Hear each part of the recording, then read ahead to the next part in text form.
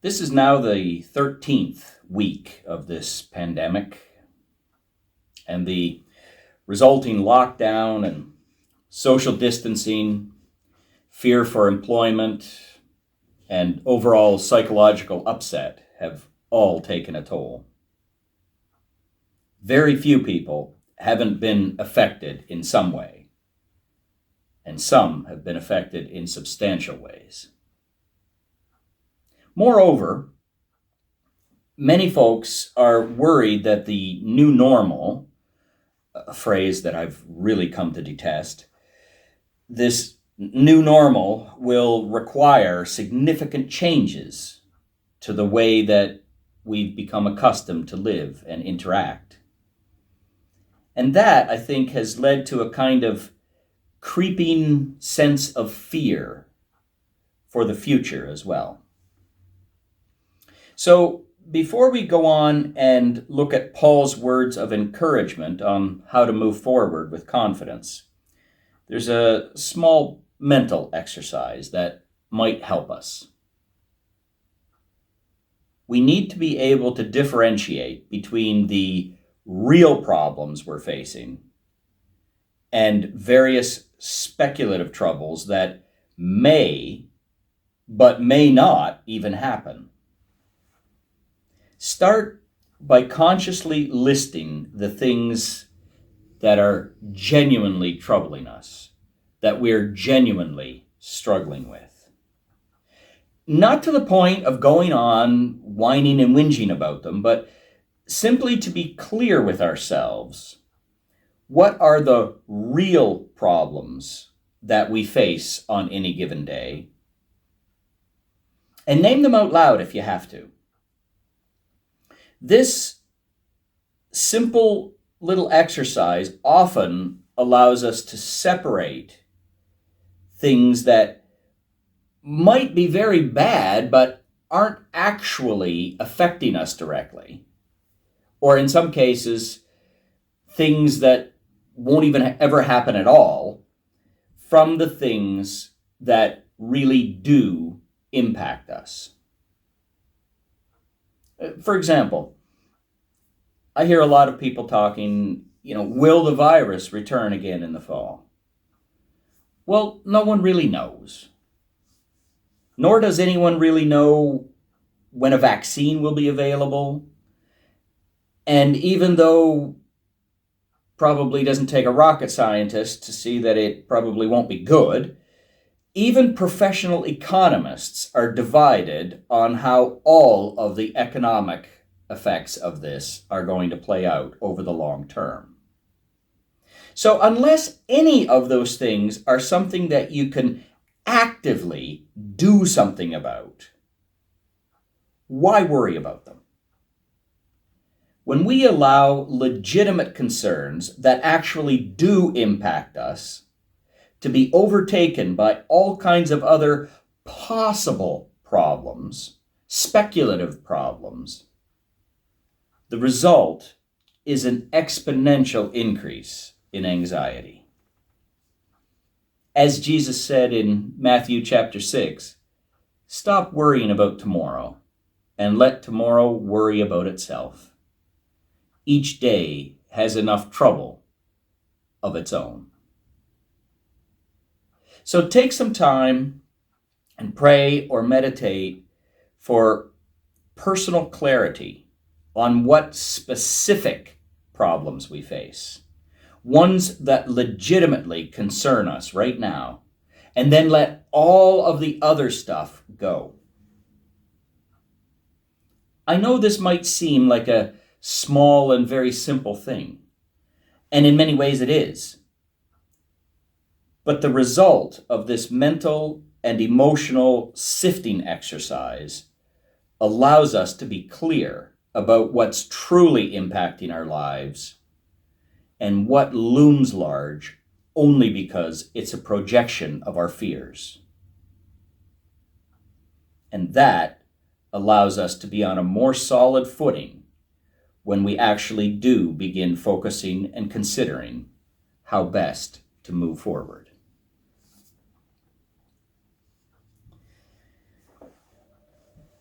Now, before I get to discussing today's main reading, I probably should say a little bit about the author.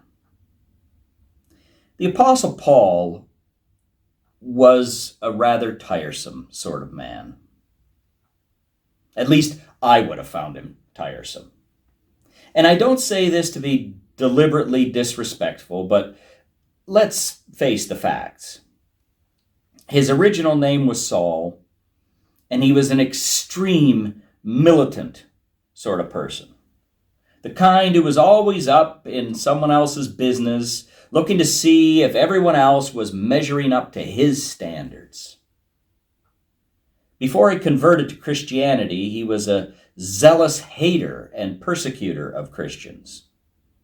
So much so that he would travel to different provinces of the empire in order to drag Christians back to Jerusalem to face trial for heresy in the Jewish religious courts. Now, I think it probably goes without saying that the chief priests in Jerusalem were fairly hardline themselves. But I always get the feeling that Saul was even too much for them, and that they were almost glad to be rid of him for a while. And it was on one of his heretic hunting trips to Damascus, when he was famously struck down and blinded in the road, had a vision of Jesus, and thereafter converted to the faith that he formerly persecuted. He changed his name to signify his change in spiritual allegiance. But the thing is, I don't think he changed very much in character. After he became Christian, he was still an extremist. Walking dangerous roads and facing hunger, he spent most of the next 20 years traveling hot, dusty roads in the summer and freezing cold conditions in the winter, across the length and breadth of Asia Minor, that's modern-day Turkey, and Greece. Occasionally he was assaulted. He was kicked out of various cities. At other times he was thrown into jail. At one point he was shipwrecked on Malta. And in the end, he was said to have been martyred in Rome itself. All of which has made him a traditional Christian hero. Someone, and I'll use his own words, someone willing to suffer for Christ. Well, sure. But let's also point out that he was single, with no one else to take care of. He owned no house, held no mortgage, paid no bills.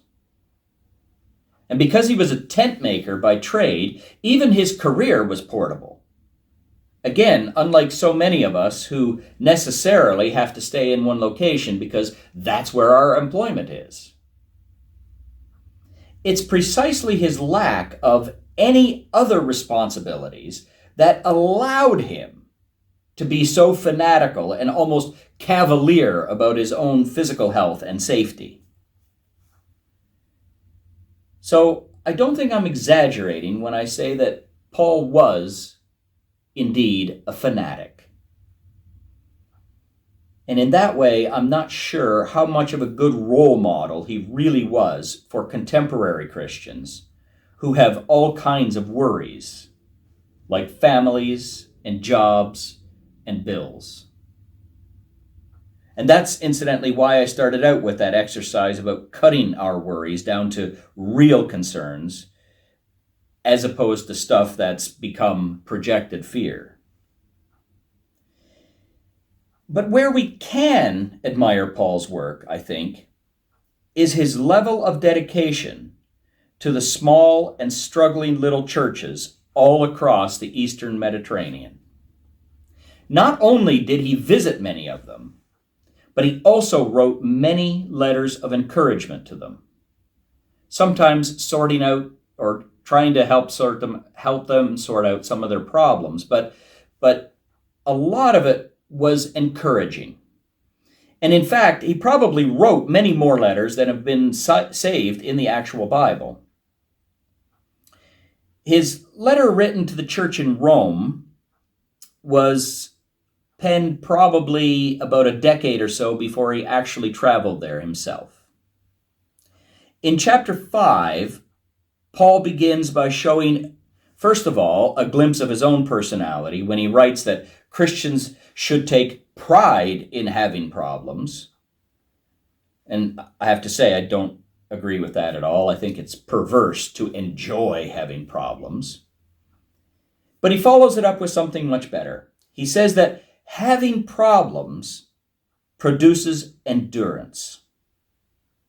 Endurance produces character. Character produces hope. And this hope will not see us short because the presence of God is with us always. This is where Paul's advice is particularly strong.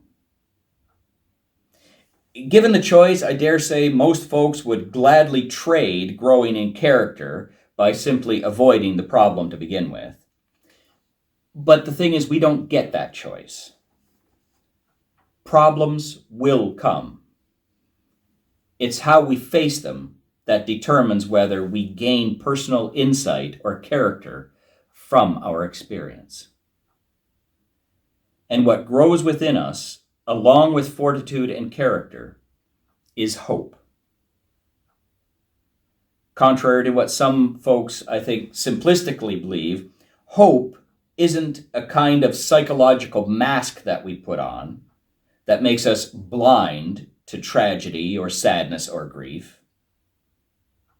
Hope acknowledges that tragedy has occurred, that maybe sadness is still with us, and that fear is a state of mind that could come barging in at any time. But after acknowledging the negative, hope is the ability to see beyond it. Hope gives us the emotional and spiritual fortitude to see something beyond the current darkness. And once we have that as a foundation, after a time, we will be able to refocus on those things that give us joy. Now, do Christians have greater endurance than others? I don't know about that. Do they have greater character? I'm not sure about that one either. Are they inherently more hopeful? Paul probably wouldn't like to hear this, but once again, I'm really not so sure about that. But this brings us to a final point.